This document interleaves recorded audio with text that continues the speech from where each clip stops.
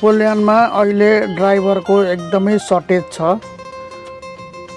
युरोपको अन्य देशहरूबाट धेरैजना इन्डियन नेपालीहरू धेरैजना ड्राइभरहरू पोल्यान्ड आउनुभएको थियो र अहिले बन्द गरे लगत्तै पोल्यान्डमा ड्राइभरको सर्टेज एकदमै भएको छ र भिसा लगेर आउनको लागि पनि एकदमै कम छ। पोल्यान्डको भिसा लाग्न गाह्रो छ, सबैले थाहा भएको कुरा हो।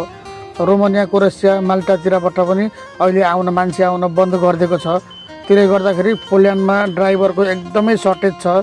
जति पनि नेपाली साथीभाइहरू पोल्यान्डमा हुनुहुन्छ अलरेडी पहिले नै र हजुरहरूसँग नेपालको लाइसेन्स या गल्फको कुनै पनि देशको लाइसेन्स छ भने चाहिँ हजुरहरूलाई एकदमै मौका हुनेछ, सुवर्ण अवसर हुनेछ ड्राइभर लाइनमा छिर्नको लागि।